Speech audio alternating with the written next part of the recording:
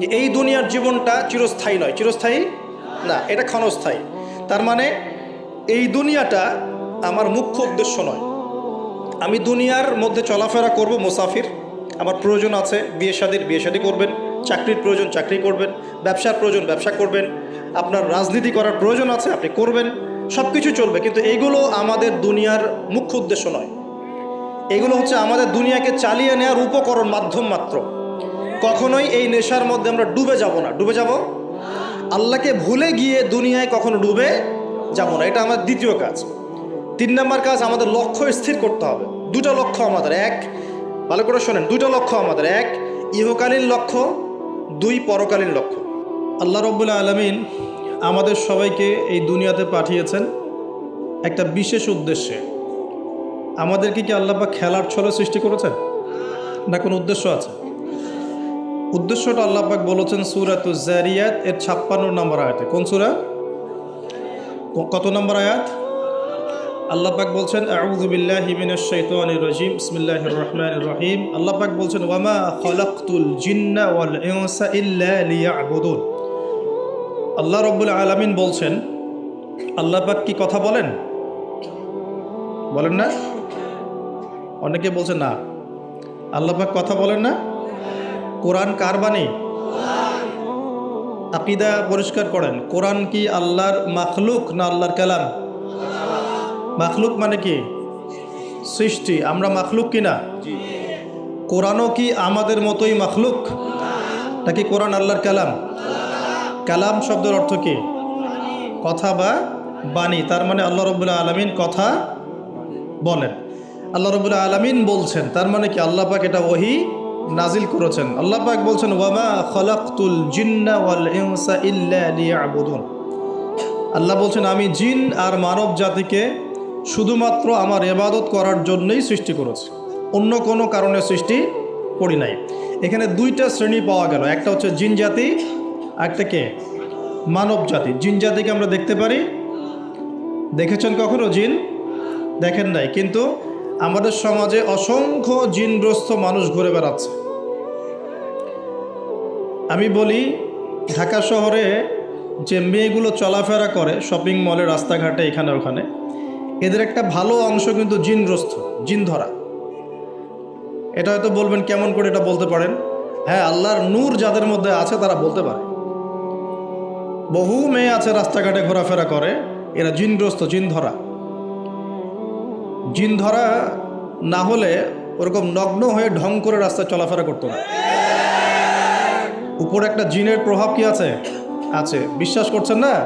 আল্লাহর নবীজি বলেছেন, মুহাম্মদুর রাসূলুল্লাহ সাল্লাল্লাহু আলাইহি ওয়াসাল্লাম, যে যখন কোনো মেয়ে বেপর্দা হয়ে বাহিরে বের হয় তখন শয়তান, শয়তান মানে শয়তান জিন না ফেরেশতা? তখন শয়তান ওই মেয়ের সৌন্দর্যকে পুরুষের চোখে লোভনীয় বা আকর্ষণীয় করে তোলে। কে করে তোলে? শয়তান। তোমাদের কারো যদি কোনো গায়রে মাহরাম বেপর্দা কোনো মেয়েকে দেখে খারাপ চিন্তা জেগে যায়, তাহলে তোমরা বাসায় চলে যাবে। কোথায় যাবে? বাসায়। সেখানে গিয়ে তোমাদের স্ত্রীর সাথে সময় কাটাবে, ইনশাআল্লাহ তোমাদের সেই খারাপ চেতনা চিন্তা দূর হয়ে যাবে। তার মানে এই হাদিস থেকে প্রমাণ হচ্ছে শয়তান বেপর্দা মেয়েদেরকে সুন্দর করে উপস্থাপন করে। জিন ধরা মেয়ে আছে সমাজে, এবং কোনো কোনো ক্ষেত্রে এখন ছেলেদেরকেও জিন ধরছে, ধরছে না? মাঝে মাঝে দেখবেন যে এই শীতকালে কিছু কনসার্ট হয়, দেখেছেন? কনসার্ট হয়, ফ্যাশন শোজ হয়, আরও অনেক ধরনের প্রোগ্রাম হয়। এগুলোকে নাম দিয়েছে মানুষ সংস্কৃতি। কী নাম দিয়েছে? ওখানে উঠে দেখবেন যে বড় বড় চুল আছে, অনেক লম্বা লম্বা চুল, একদম স্টেজের উপর উঠে লাফালাফি ঝাপাঝাপি করছে, দেখেন নাই? মিউজিক্যাল কিছু ইনস্ট্রুমেন্ট নিয়ে, দেখেন নাই? তো আপনার কি মনে হয় এরা সুস্থ? এটা সবার সাথেই জিন শয়তান আছে। কি আছে? আচ্ছা, একটা কথা বলি, কোনো কোনো ক্ষেত্রে ওয়াজ মাহফিলের প্যান্ডেলেও দেখা যায় কিছু কমেডিয়ান, কিছু বাউল, এরা মানুষকে ডিজে জিকির শেখায়, দেখেন নাই? ডিজে জিকির, একজন গান গায়, একজন কথা বলে, কেউ চা খাওয়ায়, কেউ কফি খাওয়ায়, কেউ কেউ ঢেলেও দেয়, হ্যাঁ, কেউ উঠ বস করায়, কাউকে উঠতে বলে, কাউকে বসতে বলে। দেখবেন অনেক সময় লোকজন লাফালাফি করছে, বক্তা জিকির করছে, তার উপর হামলে পড়তেছে একদম। একটা দলিল দেখাবেন, খালি একটা দলিল যে নবী সাল্লাল্লাহু আলাইহি ওয়াসাল্লামের জামানায়, 4 খলিফার জামানায় তারা মসজিদে বসে এইভাবে জিকির করেছেন, একটা দলিল খালি দেখাবেন। যে কাজ নবী করেন নাই, তার সাহাবীরা করেন নাই। এখানে বহু ওলামায়ে কেরাম আছেন, আমি তাদের সামনে কথা বলতে লজ্জা ফিল করছি। যত হাদিস আপনি ঘাটবেন, আমি তো সব হাদিস পড়ে শেষ করতে পারি নাই, স্বীকার করছি, কিন্তু নবীর যুগে এবং 4 খলিফার যুগে কোনোদিনও এইভাবে জিকির আজগার হয়েছে একটা দলিল আপনি খুঁজে বের করতে পারবেন না ইনশাআল্লাহ। অথচ দিব্যি এগুলো আমাদের সমাজে চলছে না? আর আমরা দুইটা খারাপ চরিত্র ধারণ করি, বাঙালি আমরা যারা, মন খারাপ করে না, আমরা দুইটা খারাপ চরিত্র অধিকারী আছে। এক, আমরা খুব ট্রল প্রিয় জাতি, ট্রল করতে খুব মজা লাগে। হ্যাঁ, মনে হয় যেটা করে আমি একদম বাংলাদেশে কি বলবো, দিন একদম কায়েম করে ফেলছি একদম। হ্যাঁ, ট্রল পাগল, ট্রল প্রিয় জাতি আমরা একটা। আরেকটা হচ্ছে আমরা ইস্যু পাগল জাতি। ইস্যু, একটা ইস্যু আসবে, খুব লাভঝাপ চলবে কয়েকদিন, ইস্যু শেষ, আবার লাভঝাপ বন্ধ, শেষ। বিদেশিরা বলে যে এটা আমাদের শিক্ষার ব্যাপার আছে, কারণ নিজের মধ্যে ত্রুটি থাকলে তো সলভ করতে হবে কি না? নিজের মধ্যে ত্রুটি থাকলে সলভ করতে হবে না? তারা বলে যে আমাদের মাথা নাকি ওই যে বাক্সে বন্দি মাছের মতো। বাক্সে বন্দি মাছ দেখেছেন? এই যে অ্যাকুরিয়ামের মধ্যে যে মাছগুলো চলাফেরা করে, এদের স্মৃতিশক্তি খুব দুর্বল হয়। ওই ছোট্ট জায়গাটুকু ওদের কাছে মনে হয় বিশাল সমুদ্রের মতো। কথা বুঝতে পারছেন না? ওই ছোট্ট বদ্ধ জায়গাটাই ওদের কাছে মনে হয় কি বিশাল বিশাল একটা জায়গা। ওরা খুব স্বল্প স্মৃতির অধিকারী, কিছুক্ষণ পরে স্মৃতিটা নষ্ট হয়ে যায়, তাই আগে কি হয়েছে ওরা ভুলে যায়। এই স্বভাবটা এখন আমাদের মধ্যে চলে আসছে না? আমরা ইস্যু পাগল হচ্ছি না দিন দিন? করণীয় কি? খুব ভালো কথা বলেছে। করণীয় হচ্ছে টিকটক বানাতে হবে, নাকি ফেসবুকিং করতে হবে। এই ফেসবুকের কন্টেন্ট বানাতে বানাতে দুটো কাজ করেছেন, আমি নগদ দেখাচ্ছি। দুটো কাজ করেছেন। একজন কমেডিয়ানকে আলেম বানিয়ে দিয়েছেন আপনারা ট্রল করতে করতেই। একটা হচ্ছে আরেকজন গায়ক অভিনেতাকে এমপি বানাচ্ছিলেন কয়দিন আগে। গান গেত, অভিনয় করত, মেয়েদেরকে নিয়ে নাচতো। হ্যাঁ, নিজেই গান লিখে নিজেই সুর করে, সুরের সারেগামা পা কিছুই নাই, ঠিক আছে? ও নিজেই, না আমার গান আমি গাবো, কেউ শুনলে শুনুক, না শুনলে নাই। একবার প্রশাসন ধরলো, রবীন্দ্রসঙ্গীত চেঞ্জ করেছে কেন, আবার ইত্যাদি। মানে তাকে নিয়ে এখন বিবিসিতেও কথা হচ্ছে, সুবহানাল্লাহ। মানে এখন বড় বড় পলিটিশিয়ানরাও তাদের মূল্যবান সময় এসব পিছনে নষ্ট করতেছে। হ্যাঁ, এটাও একটা ইস্যু। মানে এই যে ট্রল করতে করতে করতে করতে এখন আপনি তাকে কয়দিন আগে এমপি বানাচ্ছিলেন। এটা কিসের কারণে হচ্ছে? আমাদের এই ট্রল পাগল মানসিকতার কারণে হচ্ছে। আরেকজনকে কমেডিয়ান, মানুষ ওকে দেখে মজা পেত, যে মনটন খারাপ, কেউ বলতো ভাই মনটন খারাপ, ও একটু ওর লেকচার শুনে মনটা ভালো হবে, এইভাবে আর কি দেখতো মানুষ, এইভাবে ট্রিট করতো। আস্তে আস্তে আস্তে আস্তে এখন সে দেখা যায় বড় বড় আলেমদের বিরুদ্ধে কথা বলতেছে। খেয়াল করে দেখেন নাই? এটা আমরা করেছি। আমাদের এই দুইটা স্বভাবকে আগে বিসর্জন দিতে হবে। এক, আমরা ট্রল পাগল জাতি হব না, ওয়াদা করেন। ট্রল করার মধ্যে কোনো রকম সার্থকতার কিছু নাই।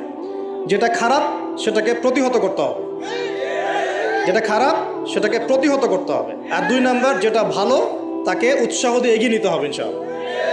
আমরা সব সময় সত্যের পক্ষে থাকবো ইনশাআল্লাহ, আর সব সময় মিথ্যার বিপক্ষে থাকবো ইনশাআল্লাহ। যে কেউ যত বড় আলেম, মুফতি, মুহাদ্দিস, বক্তা, দায়ী যেই হোক না কেন, তার কোনো কথা যদি কোরআন সুন্নাহর বাইরে যায়, কোশ্চিন কালেও সে কথা গ্রহণ করবেন না। সিম্পল। সেটা আমি হই আর যেই হোক না কেন। আর যে কোনো ব্যক্তি, সে যেই হোক না কেন, তার কথা যদি কোরআন সুন্নাহর সাথে মিলে যায়, অবশ্যই সেটা গ্রহণ করবেন ইনশাআল্লাহ, সে যেই হোক না কেন। এখন আমরা যদি আমাদের দৃষ্টিভঙ্গিকে শক্ত করতে না পারি, সামনের দিনগুলো কিন্তু আমাদের জন্য খারাপ হবে। বিশ্বাস করেন, দিন কিন্তু দিন দিন খারাপ হচ্ছে। আমি আসছি ওই দিকে ইনশাআল্লাহ। এই ট্রল পাগল মানসিকতাকে ত্যাগ করতে হবে, আল্লাহ পাক তৌফিক দান করবেন। 2 নম্বর হচ্ছে এই ইস্যু পাগল জাতি হব না। ইস্যু পাগল জাতি হব কেন? আমাদের একটা গন্তব্য, লক্ষ্য থাকবে। আমাদের লক্ষ্য কি? আল্লাহ বলেছেন এই আয়াতে, আমাদের লক্ষ্য হচ্ছে আল্লাহ পাক আমাকে সৃষ্টি করেছেন এই পৃথিবীতে আল্লাহর ইবাদত করার জন্য। কিসের জন্যে? এটা 1 নাম্বার ডিউটি আমার, এটা আমার লক্ষ্য, আমার কাজ পৃথিবীতে। 2, আল্লাহ পাক বলেছেন যে এই দুনিয়ার জীবনটা চিরস্থায়ী নয়। চিরস্থায়ী না, এটা ক্ষণস্থায়ী। তার মানে এই দুনিয়াটা আমার মুখ্য উদ্দেশ্য নয়। আমি দুনিয়ার মধ্যে চলাফেরা করব, মুসাফির। আমার প্রয়োজন আছে বিয়ে শাদী করবেন, চাকরির প্রয়োজন চাকরি করবেন, ব্যবসার প্রয়োজন ব্যবসা করবেন, আপনার রাজনীতি করার প্রয়োজন আছে আপনি করবেন, সব কিছু চলবে। কিন্তু এগুলো আমাদের দুনিয়ার মুখ্য উদ্দেশ্য নয়। এগুলো হচ্ছে আমাদের দুনিয়াকে চালিয়ে নেওয়ার উপকরণ, মাধ্যম মাত্র। কখনোই এই নেশার মধ্যে আমরা ডুবে যাব না। ডুবে যাব, আল্লাহকে ভুলে গিয়ে দুনিয়ায় কখনো ডুবে যাব না। এটা আমাদের দ্বিতীয় কাজ। 3 নাম্বার কাজ, আমাদের লক্ষ্য স্থির করতে হবে। 2টা লক্ষ্য আমাদের। 1, ভালো করে শোনেন, 2টা লক্ষ্য আমাদের। 1 ইহকালীন লক্ষ্য, 2 পরকালীন লক্ষ্য। কয়টা লক্ষ্য? 1 ইহকালীন লক্ষ্য, 2 পরকালের। ইহকালের লক্ষ্য কি? আল্লাহ পাক বলছেন সূরা সফের মধ্যে, সফ মানে শাড়ি, সূরা সফটা পড়ে দেখবেন বাসায় গিয়ে আজকে। আল্লাহ পাক বলছেন হুয়াল্লাযী আরসালা রাসূলাহু বিল হুদা ওয়া দীনিল হক লিইয়ুযহিরাহু আলা দ্বীনি কুল্লি। আল্লাহ পাক বলতে চাচ্ছেন যে তিনি সেই মহান আল্লাহ যিনি তার পক্ষ থেকে নবী রাসূল পাঠিয়েছেন, শেষ নবী মুহাম্মদ সাল্লাল্লাহু আলাইহি ওয়াসাল্লামকে পাঠিয়েছেন এবং আসমানি কিতাবসমূহ পাঠিয়েছেন, এই কোরআন সুন্নাহ নাজিল করেছেন। কি উদ্দেশ্যে? লিইয়ুযহিরাহু আলা দ্বীনি কুল্লি, যাতে করে দ্বীন ইসলাম, এই দ্বীন ইসলাম অন্য সমস্ত দ্বীনের উপর বিজয় লাভ করতে পারে। বলেন সুবহানাল্লাহ। তাহলে আরেকটা উদ্দেশ্য পেলাম। কি উদ্দেশ্য? এই দিন নিজে পালন করব এবং এই দিনকে অন্য দিনের উপর বিজয় ঘটানোর চেষ্টা করব। এখন প্রশ্ন যে এই দিন কি অটোমেটিকলি বিজয় লাভ করবে? মান্না এবং সালোয়া কি এখনো পড়বে, নাকি আমাদেরকে রিজিকের চেষ্টা করতে হয়? এই যে আমরা চাকরি বাকরি ব্যবসা করি, আল্লাহর কাছে দোয়া করি না, আল্লাহ আমাকে রিজিক দান করো? এই দোয়া করে কি ঘরে বসে থাকি, নাকি দোকান খুলি, কষ্ট করি, ব্যবসা করি, চাকরি করি? তাই করি না? একইভাবে আল্লাহ পাক বলেছেন দুনিয়াতে পাঠিয়েছি আমার ইবাদত করার জন্যে, এবং আল্লাহ পাক নবী রাসূল পাঠিয়েছেন বিশেষ করে শেষ নবী মুহাম্মদ সাল্লাল্লাহু আলাইহি ওয়াসাল্লামকে, যাতে এই দিন ইসলাম অন্য সমস্ত দিনের উপর বিজয়ী হতে পারে। এখন বিজয় কি এমনি এমনি হবে? কিভাবে বিজয় লাভ করবে? আল্লাহ বলছেন সূরা মুহাম্মাদে। কোন সূরায় বলেন? সূরা মুহাম্মাদ। কখনো পড়েছিলেন? কেউ বলতে পারবেন আল কোরআনুল কারীমে আমাদের নবী মুহাম্মদ সাল্লাল্লাহু আলাইহি ওয়াসাল্লামের নাম কতবার আছে? কতবার? 4 বার। কয়বার? তাও কাছাকাছি গিয়েছে, আলহামদুলিল্লাহ, শুকরিয়া। তো প্রিয় ভাই, সূরা মুহাম্মাদের মধ্যে আল্লাহ পাক বলছেন কিভাবে বিজয় লাভ করবে। কিভাবে বিজয় লাভ করবে আল্লাহ পাক বলছেন খুব ছোট্ট করে, ইন তানসুরুল্লাহ ইয়ানসুরকুম ওয়া ইউসাব্বিত আকদামাকুম।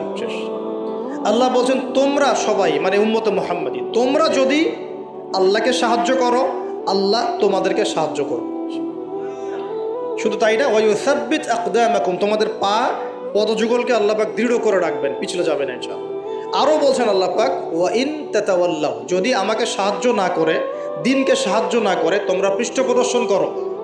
পৃষ্ঠপ্রদর্শন বুঝি তো? মানে দিনের পরোয়া না করে তোমরা তোমাদের মতো চলো, দিনের প্রতি কোনো মায়া মহব্বত নাই, দিন প্রতিষ্ঠার কোনো ফিকির নাই। আল্লাহ বলছেন ওয়া ইন তাতাওয়াল্লাহু, তোমরা যদি মুখ ফিরিয়ে নাও, ইয়াস্তাবদিল কওমান গায়রাকুম, আল্লাহ পাক অন্য কওমকে হেদায়েত দিয়ে তোমাদের জায়গায় নিয়ে আসবেন, সুম্মা লা ইয়াকুনু আমসালাকুম, এরা তোমাদের মতো অপদার্থ হবে না। কে বলেছেন? আল্লাহ পাক। তাহলে আমাদের দায়িত্ব পেয়ে গেলাম। 1 নাম্বার কাজ হচ্ছে এই দুনিয়াতে এসেছি আল্লাহ পাকের ইবাদত করার জন্য, শেষ। এখন ইবাদত বলতে শুধু নামাজ রোজা হজ জাকাতি নয়, বরং জীবনের প্রতিটা কাজই কি ইবাদত, যদি সেই কাজটা নবী সাল্লাল্লাহু আলাইহি ওয়াসাল্লামের সুন্নত মতো হয়। বলেন সুবহানাল্লাহ। প্রতিটা কাজ। এই যে এমনকি স্ত্রী সহবাস করাও, স্ত্রী সহবাস মানুষ কেন করে? এটা আমাদের প্রবৃত্তির চাওয়া। এটা প্রবৃত্তি দমন করার জন্য হালাল পথ প্রয়োজন, হারামে গেলে গুনাহ হয়ে যাবে। এই জন্য হালাল পথে গিয়ে স্ত্রী সহবাস মানুষ করে, এর মধ্য দিয়ে বংশবৃদ্ধি হয়। এই কাজটা তো আমরা আমাদের স্বার্থে করি। ইস্তেঞ্জা, পেশাব পায়খানা আমরা কার স্বার্থে করি? আমাদের স্বার্থে না অন্য কারো স্বার্থে? খাওয়া দাওয়া কার জন্য খাই? নিজের জন্য না অন্যের জন্য? ঘুমাই কার স্বার্থে? আমার ভালোর জন্য না অন্যের ভালোর জন্য? এই যতগুলো কাজ আমরা করি, ঘুম, খাওয়া, ওঠা, বসা, চলাফেরা, স্ত্রী সহবাস, পেশাব পায়খানা, ব্যবসা বাণিজ্য, চাকরি বাকরি, রাজনীতি, অর্থনীতি, সব কিছু, প্রতিটা কাজকেই ইবাদত হিসেবে গণ্য করা যাবে যদি সেই কাজটা রাসূলুল্লাহ সাল্লাল্লাহু আলাইহি ওয়াসাল্লামের সুন্নত মতো হয়। ব্যাস, পারা যাবে না ইনশাআল্লাহ। একটু নিয়াতটা পরিবর্তন করে কাজের পদ্ধতি চেঞ্জ করলেই ইবাদত হয়ে যাবে। বাসায় গিয়ে যদি ঘুমান, একদম ঠাপাস করে লাইটটা অফ করলেন আর এই যে মোবাইল টিপতে টিপতে ঘুম দিলেন, এই ঘুমে কোনো নেকি নাই। কি আছে? কোনো নেকি নাই, কিন্তু খালি রেস্ট নেওয়া হবে আর কি। রেস্ট নেওয়া, ওই ঘুমের মধ্যে শয়তান এসে চেপে ধরবে, ধরে না শয়তান চেপে ধরবে। আর যদি বিছানটা সুন্দর করে ঝাড়েন, বিসমিল্লাহ বলে লাইটটা অফ করেন, দরজাটা বিসমিল্লাহ বলে বন্ধ করেন, এই যে আপনার খোলা যে পাত্রগুলো আছে, পানি খাওয়ার পাত্র, জগ, গ্লাস, এগুলোকে বিসমিল্লাহ বলে ঢেকে দেন। ঢাকার কিচ্ছু না পেলে একটা কাঠি অন্তত বিসমিল্লাহ বলে রেখে দিতে হয়। একটা কাঠি অন্তত বিসমিল্লাহ বলে রেখে দিতে হয়। তারপরে আপনি মশারি খাটাচ্ছেন, বিছানা ঝাড়ু দিচ্ছেন, পারলে একটু ওযু করে আসলেন, এসে পড়লেন একবার সূরা ইখলাস, একবার ফালাক, একবার নাস, মানে কুল হুয়াল্লাহু আহাদ, কুল আউযু বিরাব্বিল ফালাক, কুল আউযু বিরাব্বিন নাস পড়ে ফু দিয়ে এভাবে মাথাটাকে মাসাহ করলেন একদম গায়ের নিচ পর্যন্ত। এই কাজটা আরও একবার করলেন, আরও একবার করলেন, মানে 3 বার করলেন। এরপর আয়াতুল কুরসি পড়লেন, সূরা বাকারার শেষের 2টা বা 3টা আয়াত পড়লেন, যদি সম্ভব হয় সূরা মুলকটা পড়লেন। ওটা পারছেন না, ঠিক আছে, 33 বার সুবহানাল্লাহ, 33 বার আলহামদুলিল্লাহ, 34 বার আল্লাহু আকবার পড়লেন। পরে ডান দিকে কাত হলেন, হাতটাকে গালের নিচে রাখলেন, রেখে বললেন আল্লাহুম্মা বিইসমিকা আমুতু ওয়া আহইয়া। কি বললেন? আল্লাহুম্মা বিইসমিকা আমুতু ওয়া আহইয়া। আচ্ছা, কিচ্ছু পারেন না, এত কিছুই পারলেন না, শুধু ডান দিকে কাত হয়ে এখানে গালের নিচে হাত রেখে বললেন আল্লাহুম্মা বিইসমিকা আমুতু ওয়া আহইয়া। এখন আপনি 4 ঘন্টা, 4.5 ঘন্টা, 5 ঘন্টা, 6 ঘন্টা ঘুমালেন। এই যে সময়টুকু ঘুমিয়ে আছেন আপনি, বিশ্বাস করেন এই ঘুমানোর কারণে আপনার আমল নামে নেকি লেখা হবে। ঠিক এভাবেই জীবনের প্রত্যেকটা কাজকে ইবাদতে পরিণত করা সম্ভব যদি আমরা একটা সূত্র মেনে চলি। সূত্র হচ্ছে 2টা। কয়টা? 2টা। এক, সেই কাজটা হবে আল্লাহর সন্তুষ্টির জন্যে। কার জন্যে? আল্লাহর সন্তুষ্টির জন্যে। আর 2, সেই কাজটা হতে হবে আমাদের প্রিয় নবী মুহাম্মদুর রাসূলুল্লাহ সাল্লাল্লাহু আলাইহি ওয়াসাল্লামের তরিকা বা সুন্নত মোতাবেক। ব্যাস, শেষ। এভাবে আপনি জীবনের যে কোনো কাজ ইবাদত বানাতে পারেন। ইবাদত। ঘুম থেকে উঠেছেন, ইস্তেঞ্জা করতে যাবেন, বাথরুমে ঢুকলেন, গান গাওয়া শুরু করলেন, সাদা সাদা, কালা কালা, হ্যাঁ, গান গায় মানুষ এখন বাথরুমে। মাঝে মাঝে আমরা সফর করি, একটা বাথরুমে ঢুকে দেখি পাশের বাথরুম থেকে গান আসছে। এরকম হয়নি কখনো? ফেস করেন নাই? আচ্ছা, তো কোনো নেকি নাই? নেকি আছে? উল্টা শয়তান ধরবে ওখানে। কি ধরবে? জিন শয়তান ধরবে, কারণ জিন শয়তান ওখানে থাকে। কিন্তু দুষ্ট জিন কোথায় থাকে? বাথরুমে থাকে। এই যে আমরা বলি আল্লাহুম্মা ইন্নী আউযু বিকা মিনাল খুবসি ওয়াল খাবাইস, এটা কিন্তু দুষ্ট জিন এবং মহিলা জিন বোঝায় আর কি। ঠিক আছে, এক পুরুষবাচক, একটা স্ত্রীবাচক। তো তার মানে জিনদের মধ্যেও পুরুষ মহিলা আছে, জিনদের মধ্যে বংশবৃদ্ধি হয়। ঠিক আছে, ইবলিস সম্পর্কে সূরা কাহাফে আল্লাহ পাক বলেছেন কানা মিনাল জিন, সে ছিল জিনদের একজন। ফাসাকা আন আমরি রব্বি, সে তার রবের আদেশ লঙ্ঘন করে ফাসাকি করেছিল। ঠিক আছে, তো ওদের মধ্যেও বংশবৃদ্ধি হয়। এখন বাথরুমে গিয়ে যদি এগুলো না করে বাম পা দিয়ে ঢোকেন, ঢোকার সময় বলেন বিসমিল্লাহ আল্লাহুম্মা ইন্নী আউযু বিকা মিনাল খুবসি ওয়াল খাবাইস, বসলেন, এবং বাম পায়ে, এই যে পায়ে আমি ব্যথা বলছি, যে বাম পায়ে ভর দিয়ে বসতে হয়। কোন পায়ে? আচ্ছা, এখন ইংলিশ টয়লেটের মধ্যে এখন বসেন বাম পায়ে ভর দিয়ে, কেমন করে বসবেন বলেন? আমি বলি, কিছু মনে করেন না, আমি বলি কি, আমরা প্রত্যেক দিন নামাজে বলি, সবাই বলি, ইমাম, মুক্তাদি সবাই বলি গায়রিল মাগদুবি আলাইহিম ওয়ালাদ-দাল্লিন। মনে আছে? এখানে নবীজিকে প্রশ্ন করা হচ্ছে, ইয়া রাসূলুল্লাহ, মাগদুব কারা, দল্লিন কারা? আমরা যে বলি নামাজে আল্লাহ আমাকে মাগদুবের পথ থেকে বাঁচাও, দল্লিনের পথ থেকে বাঁচাও, ইহদিনাস সিরাতাল মুস্তাকিম, সরল পথ দেখাও। তো ইয়া রাসূলুল্লাহ সাল্লাল্লাহু আলাইহি ওয়াসাল্লাম, এই মাগদুব কারা আর দল্লিন কারা? নবীজি বলছেন, এক বাক্যে বলছেন, শোনো, আল মাগদুব হচ্ছে হুমুল ইহুদি, তারা হচ্ছে ইহুদি জাতি। কারা? ইহুদিরা কোথায় আছে এখন? হ্যাঁ, নামটা মনে থাকবে তো? আচ্ছা, ও কিন্তু এখন শক্তিশালী, আর ওরাই কিন্তু দাজ্জালকে অনুসরণ করবে, এটা মাথায় রাখেন। আচ্ছা, আর অনেকদিন বলছি দাজ্জাল বিশ্ব শাসন করবে, মানে কি, বিশ্বের প্রত্যেকটা ডিপার্টমেন্ট শাসন করবে। বিশ্বের প্রত্যেকটা department, politics, economics, finance, world affairs, আপনার মিডিয়া, প্রযুক্তি এবং অস্ত্রশস্ত্র, সব কিছু ওর নখদর্পণে থাকবে। সব কিছু না হলে সে বিশ্ব শাসন করতে পারবে না, সম্ভব না। কেউ যদি বিশ্বের অর্থনীতি নিয়ন্ত্রণ করতে না পারে, সে কি বিশ্ব শাসন করতে পারবে? এই যে শ্রীলঙ্কাকে বিশ্ব শাসন করতে পারবে? পাকিস্তান পারবে? পাকিস্তান কয়দিন পর দেউলিয়া হয়ে যাবে। পাকিস্তান কয়দিন পর কি হবে? দেউলিয়া হয়ে যাবে। হ্যাঁ, আর ওদেরকে দেখে যদি আমরা শিক্ষা না নেই, তাহলে আমাদের কপালও খারাপই আছে। ওইটা বললাম, ওদেরকে দেখে যদি আমরা শিক্ষা না নেই, তাহলে আমাদের খরিও তো খারাপ আছে। আল্লাহ হেফাজত করুন বলে আমিন। তো যেটা বলছিলাম, বিশ্ব শাসন করতে হলে বিশ্বের সব ডিপার্টমেন্ট শাসন করতে হবে, কি হবে না? হবে।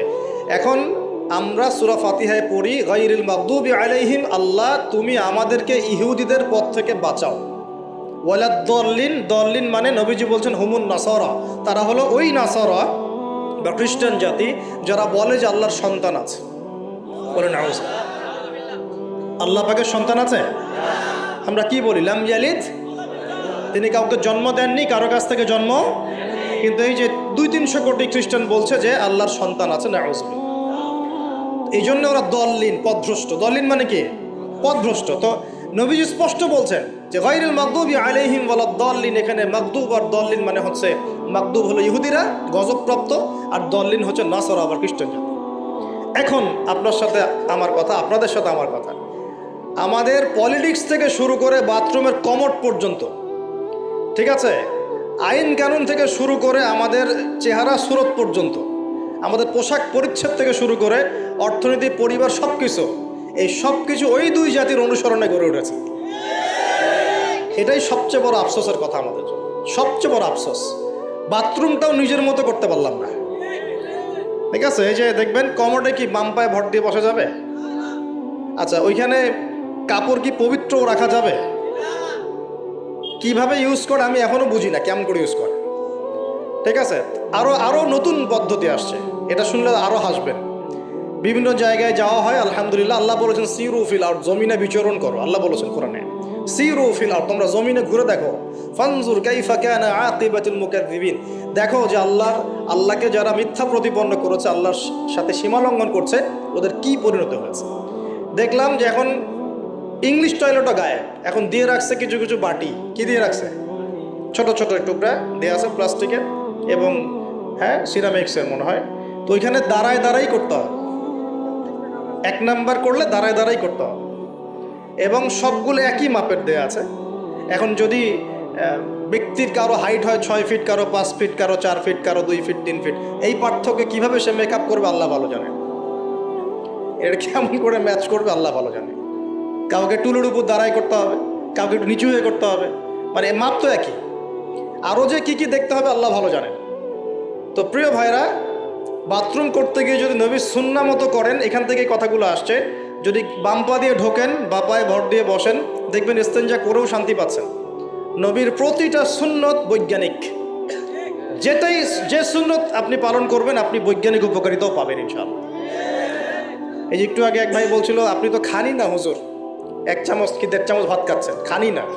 তাই আমি বললাম যে আমি কম খাওয়া হুজুর, কারণ নবী সাল্লাল্লাহু আলাইহি ওয়াসাল্লাম কি শিখিয়েছেন? তিনি বলেছেন আমরা যা খাই না, তিনি নবী হওয়ার পরে মনে হয় সেটাও খেতে পারেন নাই। বিশ্বাস করছেন না?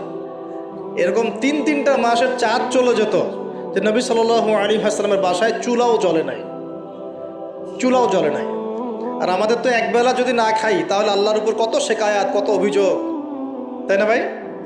আচ্ছা, তারপরে তিনি বলছেন একজন ব্যক্তির এতটুকু খাওয়াই যথেষ্ট যে কোমর, মেরুদণ্ড সোজা করতে পারে, আল্লাহর ইবাদত করতে পারে। আর যদি তোমাদের খেতেই হয়, তাহলে পেটটাকে 3 ভাগ করে খাবে। কয় ভাগ? 1 ভাগ খাবার রাখবে, 1 ভাগ পানি খাবে, আর 1 ভাগ এই শ্বাস প্রশ্বাস চলাচলের জন্য ফাঁকা রাখবে। কয়জন এর উপর আমল করে দেখাতে পারে? কতজন মানুষ আছে? আর যারা একদম গোগ্রাসে খায়, এদের ব্যাপারে কোরআনে এবং হাদিসে কিন্তু মারাত্মক কথা আছে। আল্লাহর নবী সাল্লাল্লাহু আলাইহি ওয়াসাল্লাম বলেছেন যে তোমরা খুব বেশি ঢেকুর তুলো না। কি করো না? একজন সাহাবী খুব ঢেকুর উঠাচ্ছে, সাহাবী না আসলে, উনি পাশ দিয়ে যাচ্ছিলেন, খাবার দাবার খেয়ে পাশ দিয়ে যাচ্ছিলেন।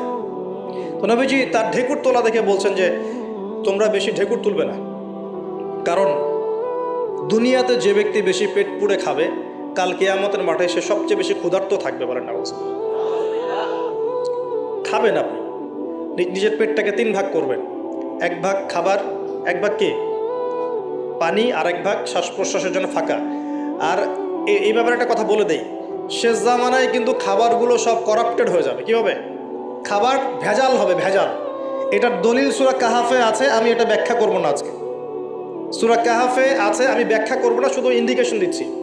309 বছর ঘুমিয়েছিলেন আসহাবুল কাহফ। কত বছর? 309 বছর ঘুম থেকে উঠেই তারা প্রথম যে অনুভবটা করেছেন সেটা হলো তারা ক্ষুধার্ত। তারা কি ক্ষুধার্ত? দেখেন, 309 বছর পর যদি আপনি ঘুম থেকে ওঠেন, আপনার কাছে এই দুনিয়াটা আজীব মনে হবে, হবে না? কিন্তু ওনারা ক্ষুধার্ত, পকেটে কিছু মুদ্রা ছিল, যেই মুদ্রাগুলোর মান 309 বছরও কমে যায় নাই। কমে গিয়েছে না। এখন আপনি আপনার মুদ্রা নিয়ে ঘুমান 300 বছর, দেখেন তারপর কি হয়, কি হবে? টাকা থাকবো না যাইবো গা? আচ্ছা, তারপরে শুনেন, এরপরে উঠেই তারা বলছে ফালিয়ানজুর আইয়ুহা আজকা তুআমা, এই মুদ্রাগুলো দিয়ে বাজারে কাউকে পাঠাও, তোমাদের 9 জন 10 জনের মধ্যে একজনকে বাজারে পাঠাও। ফালিয়ানজুর, সেজন্য বাজারে গিয়ে দেখে আইয়ুহা আজকা তুআমা, কোন খাবারটা পবিত্র খাবার, ফ্রেশ খাবার। ঘুম থেকে উঠেও ফ্রেশ খাবারের দিকে তাদের নজর কেন? আর এই সূরা আপনাকে দাজ্জালের ফিতনা থেকে বাঁচাবে কেন? আর দাজ্জালের যুগেই বা সব, দাজ্জালের শাসনের যুগে সব খাবারগুলো আস্তে আস্তে ম্যানুফ্যাকচার্ড এবং ভেজাল হচ্ছে কেন? এগুলোর মধ্যে মিল আছে না? তার মানে যত জামানা শেষের দিকে যেটা থাকবে, খাবারের ভেজাল তত বাড়তে থাকবে। এই সময় আপনাকে অবশ্যই ফ্রেশ খাবার খুঁজে খুঁজে বের করতে হবে। খাবার আগে মানুষ খেত, খাবারের মধ্যেই চিকিৎসা ছিল, তাই না? রোগের আরোগ্য ছিল। এখন সেই খাবার খেয়ে মানুষ অসুস্থ হয়ে যাচ্ছে। বুঝতে পারছেন না? খাবারের মধ্যে থাকে উপাদান, ভালো উপাদান, যে উপাদানগুলো পেটের ভিতরে গেলে, শরীরে গেলে শরীরটা সুস্থ হয়। এখন সেই খাবার খেয়েই মানুষ অসুস্থ হয়ে যাচ্ছে। এটা কোন হাদিসের সাথে মেলে জানেন? আনতালিদাল আমাতু রাব্বাতুহা, দাসী তার মনিবকে জন্ম দিবে। দাসী মনিবকে জন্ম দিবে মানে হচ্ছে সমাজের ন্যায় অন্যায়, হক বাতিল, সত্য মিথ্যার মানদণ্ড উল্টে যাবে। যেটা ভালো সেটা হয়ে যাচ্ছে খারাপ, খারাপটা হচ্ছে ভালো। সমাজে সত্যবাদী ব্যক্তি হয়ে যাচ্ছে মিথ্যাবাদী, মিথ্যাবাদীকে মানুষ সত্যবাদী বলা শুরু করেছে। আমানতদার ব্যক্তি হয়ে যাচ্ছে খেয়ানতকারী, খেয়ানতকার ব্যক্তিগুলো আমানতদার হয়ে যাচ্ছে। সমাজের সবচেয়ে ভালো মানুষকে মানুষ খারাপ বলছে, সবচেয়ে খারাপ মানুষকে খুব ভালো বলছে। উল্টে যাচ্ছে, খেয়াল করে দেখেন, উল্টে যাচ্ছে। বাবা এখন বাবার হাতে ছেলে মায়ের খাচ্ছে, ছেলের হাতে মা মায়ের খাচ্ছে, এরকম হচ্ছে না? যাকে একটা দায়িত্ব দিয়ে রাখবেন যে বাবা তোমার উপর আমি বিশ্বাস করলাম, দায়িত্ব দিলাম, সে আপনার বিশ্বাস ভঙ্গ করে রেখে দিচ্ছে। এই হচ্ছে না? বিশ্বাস উঠে যাচ্ছে, প্রতারণা বাড়ছে। মানে কি? মানুষ আল্লাহ পাকের হালালগুলোকে হারাম করে নিচ্ছে, হারামগুলো হালাল করে নিচ্ছে। বুঝতে পারছেন না মনে হয়? হালালগুলোকে মানুষ আস্তে আস্তে হারাম করতেছে, হারামগুলোকে আস্তে আস্তে হালাল করতেছে। এটা হচ্ছে না? হচ্ছে। খুব খেয়াল করেন। তো এখানে খাবার খেয়ে আপনার উপকার পাওয়ার কথা, খাবার খেয়ে আপনি অসুস্থ হয়ে যাচ্ছেন। উল্টা হচ্ছে, উল্টা চলতেছে দুনিয়া। কি চলছে? উল্টা। ছেলে পড়ছে মেয়ের পোশাক, মেয়ে পড়ছে ছেলের পোশাক।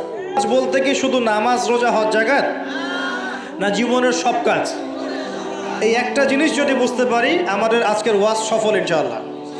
আমরা আমাদের জীবনের প্রতিটা কাজ আমাদের প্রিয় নবী মুহাম্মদ রাসূলুল্লাহ সাল্লাল্লাহু আলাইহি ওয়াসাল্লামের তরিকা মতো করবো ইনশাআল্লাহ। রাজি আছেন ইনশাআল্লাহ? তাহলে এখন বলেন, 5 ওয়াক্ত নামাজ নবীর তরিকায় পড়া যাবে তো ইনশাআল্লাহ? নবীর তরিকায় নামাজ মানে ধীর স্থিরভাবে নামাজ। আমি এই তর্কে যাব না, হাত বাঁধবেন কোথায়, ঠিক আছে? ওই তর্ক সবাই করে না, ওই তর্ক সবাই করে না। এই মাসআলাগুলোকে নিয়ে যারা মুফতি আছেন তারা কথা বলেন, আমি মুফতি নই। অতএব এই মাসআলাগুলোকে নিয়ে আমি আপনাদের সাথে কোনো কথা বলছি না। আমি বলছি আপনাদেরকে, নামাজ প্রতিষ্ঠা করা, কায়েম করার মানে হচ্ছে নামাজটা হতে হবে নবীর মতো খুশু খুজুতে। খুশু খুজু কী জিনিস? নামাজটা ধীর স্থিরভাবে হবে। নামাজে কি পড়ছি সেটা বোঝার চেষ্টা করতে হবে। নামাজে কি বলছি আল্লাহর সাথে সেটা বোঝার চেষ্টা করতে হবে। নামাজে রুকুর অর্থ কী, তাসবিহ কি, সেজদায় আমি কি পড়ি, 2 সেজদার মাঝখানের দোয়ার অর্থ কী, তাশাহুদ দরুদ দোয়া মাসুরের অর্থ কী, নামাজের সেজদায় আমি বেশি বেশি দোয়া করতে পারছি কি না, নামাজ পড়েও আমি গোনা থেকে বেঁচে থাকতে পারছি কি না, এই বিষয়গুলো বেশি ইম্পর্টেন্ট। আমি কি বোঝাতে পারছি? নামাজ ধীর স্থিরভাবে, রিল্যাক্সে, তাড়াহুড়ো নাই, বুঝে বুঝে পড়ার চেষ্টা করবেন। আল্লাহ পাক তৌফিক দান করুন। যারা নামাজ ধরি ছেড়ে দেই তাদের জন্য একটা হাদিস। নবী সাল্লাল্লাহু আলাইহি ওয়াসাল্লাম বলেছেন, মান তারাকা সালাতান মুতাআম্মিদান ফাকাদ কাফার। মনে রাখবেন, নবীজি বলেছেন, কেউ যদি তার উপরে অর্পিত ফরজ নামাজ ছেড়ে দেয়, নামাজ ওরাকে জরুরি মনে করে না, ফাকাদ কাফারা, সে ব্যক্তি কুফরি করলো। বলে নাউজুবিল্লাহ। নামাজকে ছাড়বো ভাই ইনশাআল্লাহ? আল্লাহ পাক আমাদের সবাইকে 5 ওয়াক্ত নামাজি বানিয়ে দেন, বলি আমিন।